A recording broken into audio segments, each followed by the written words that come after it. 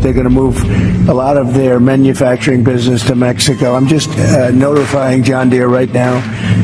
If you do that, we're putting a 200% tariff on everything that you want to sell into the United States. For nearly 200 years, John Deere has been the backbone of American agriculture, with farmers depending on its iconic green machines to cultivate their fields, sustain their livelihoods, and fuel the economy.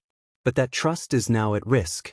Layoffs, outsourcing, and soaring equipment costs have cast a shadow over the $34 billion farming industry, creating an unprecedented crisis. In today's video, we break down why John Deere is cutting U.S. jobs and shifting production to Mexico, how its restrictive repair policies are driving farmers away, the collapse of crop prices, and China's role in the crisis, Trump's fiery response, and the political battle over American manufacturing.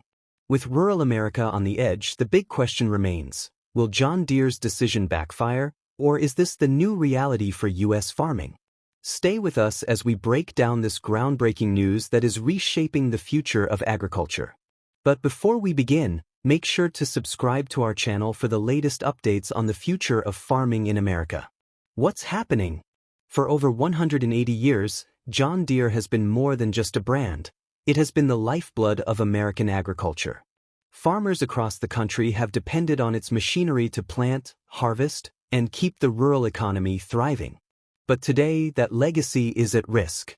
Once an unshakable leader in farm equipment, John Deere now faces declining sales, growing farmer frustration, and an economic downturn shaking the agricultural sector. The numbers tell a bleak story. The $34 billion U.S. farming industry is being battered by falling crop prices, soaring operational costs, and shifting global trade patterns. Now, the one company farmers have trusted for generations is at a crossroads. How did it come to this? How did John Deere, the dominant force in farm machinery, find itself in crisis? It all started with mass layoffs. And when the pink slips started rolling in, the damage rippled far beyond the factory floor. The layoffs that rocked American farming. For decades, John Deere has been a cornerstone of small-town economies, employing tens of thousands of workers across the U.S. But recently, the company has slashed jobs in response to declining sales. Since 2015, more than 4,500 jobs have been cut, and the layoffs continue. In just the past year, nearly 200 factory workers in Iowa lost their jobs due to production slowdowns.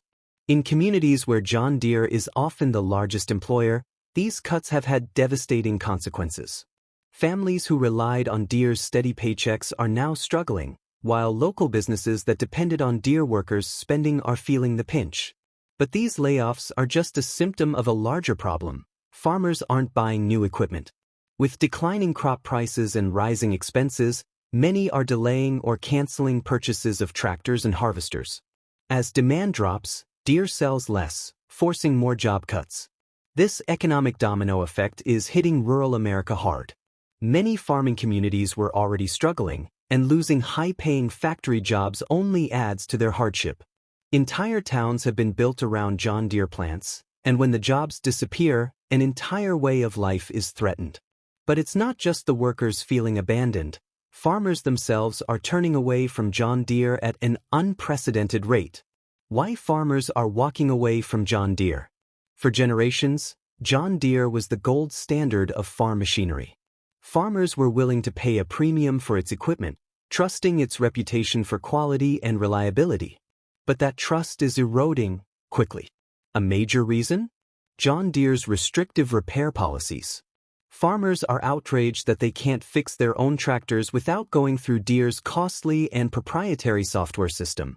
The company has locked its machinery behind digital barriers, preventing independent mechanics and farmers from making basic repairs without expensive, authorized service. This has fueled the growing right to repair movement, with farmers demanding the freedom to fix their own equipment. The backlash has been so intense that some states have passed laws forcing Deere to ease restrictions. But for many, the damage is done. As frustration mounts, farmers are actively seeking alternatives.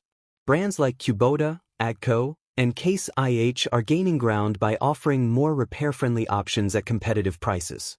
Some are even turning to lesser-known brands or importing equipment from China, a market Deere once dominated. John Deere's unwillingness to change is driving away its most loyal customers. And with economic pressures mounting, losing even a fraction of its customer base could be catastrophic. But this isn't just about John Deere. A storm of global economic factors is making things even worse. The perfect storm: falling crop prices, China's influence, and economic strain. John Deere's troubles aren't just the result of internal decisions. A seismic shift in global agriculture is hitting the entire industry hard. One of the biggest factors? The collapse of U.S. crop prices. Since 2022, corn prices have plummeted 37%. Soybeans have dropped 24%. Wheat prices are down 35%. For farmers, these declines are devastating. Lower profits make it harder to justify spending hundreds of thousands on new equipment. Then there's China. Once expected to be a massive importer of U.S. farm products, China instead ramped up its own agricultural production. By investing heavily in domestic farming, China has reduced its reliance on American exports, further squeezing U.S. farmers. To make matters worse, inflation has driven up costs on everything from fuel to fertilizer. Meanwhile, high interest rates have made borrowing money more expensive, leaving many farmers unable to finance new machinery.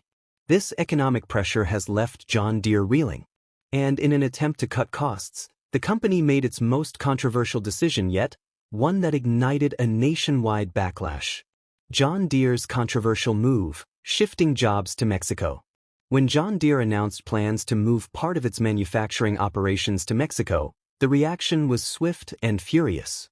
Farmers, workers, and politicians alike saw it as a betrayal of American jobs. John Deere claimed the move was a strategic decision to cut costs. By outsourcing lower-skill manufacturing while keeping high-value production in the U.S., the company argued it could remain competitive. On paper, it made financial sense. Mexico offers cheaper labor, lower overhead costs, and favorable trade policies. But for many American workers, it felt like a slap in the face, especially after years of layoffs. However, Deere's decision didn't just spark outrage, it triggered one of the biggest political firestorms in recent history: Trump's explosive response and the political battle over manufacturing. It didn't take long for Donald Trump to respond. Known for his hardline stance on trade and manufacturing, the former president saw John Deere's move as an attack on American jobs, and he fired back with a bold threat. At a campaign rally, Trump vowed to impose a 200% tariff on John Deere imports if the company followed through with its Mexico plans. His message was clear: if John Deere wants to manufacture in Mexico, it will pay a steep price to sell those products in the U.S. The announcement rattled investors. Deere's stock tumbled 1.5% in after-hours trading as analysts worried about the company's future. Would John Deere reverse course? Or would it push forward despite the risk? Meanwhile, protests erupted as farmers and workers took matters into their own hands. Farmers and workers fight back. The economic impact would be severe. A smaller labor force would drive up wages, leading to higher food prices. With crop prices already low and farmers struggling financially, additional labor costs could push many small farms out of business. For John Deere, this presents another problem. If farmers lack the workforce to operate their equipment, they will be less likely to invest in new tractors and machinery. The effects of tighter immigration policies could ripple through the entire industry, exacerbating financial strain on farms and driving up costs for consumers. But labor shortages are just one challenge. Another existential threat looms on the horizon: the disappearance of small farms. For generations, small family farms have been the backbone of American agriculture. However, they are now disappearing at an alarming rate. Over the past 4 decades, the U.S. has lost more than half of its small farms. Those that remain are operating on razor-thin margins, struggling to survive in an industry increasingly dominated by large agribusinesses. Access to capital and technology is one of the biggest hurdles. While corporate farms can afford modern machinery, automation, and precision agriculture tools, small farmers often lack the financial resources to invest in these advancements. This has widened the gap between large-scale operations and independent farmers. Government policies have also played a role in this divide. Federal subsidies often favor major agribusinesses, leaving smaller farms with limited support. Competing against massive corporations that can buy land, implement cutting-edge technology, and weather economic downturns has become increasingly difficult. With falling prices, rising costs, and uncertain labor availability, many small farms are being forced to sell their land and exit the industry. If this trend continues, American agriculture could become dominated by a handful of corporate giants, fundamentally altering the food supply chain. The climate factor. Beyond economic and policy challenges, climate change is reshaping the future of farming. Extreme weather events, droughts, floods, hurricanes, and wildfires are becoming more frequent and severe, making stable crop production increasingly difficult. For instance, record-breaking droughts in the Midwest have left millions of acres barren, while wildfires in California have devastated farms and vineyards. In the South, flooding has wiped out entire harvests. Rising temperatures have also allowed pests and plant diseases to spread, forcing farmers to spend more on pesticides and crop protection. Farmers are attempting to adapt by investing in drought-resistant crops and precision irrigation. John Deere has responded by developing climate-friendly technologies, such as electric tractors and automated irrigation systems designed to optimize water use. However, the biggest question remains: will farmers be able to afford these solutions, or will they be left to struggle alone? The future of farming. Despite these mounting pressures, the future of American agriculture is not set in stone. Solutions exist, but they require bold investments, policy changes, and innovation. For John Deere, success will depend on making advanced farming technology accessible to more farmers, not just large-scale operations. If automation and precision tools can be adapted for widespread use, they could help farmers boost efficiency without overwhelming costs. Government policies must also shift to support small farms. Increased funding for sustainable farming grants, low-interest equipment loans, and fairer trade agreements could help level the playing field.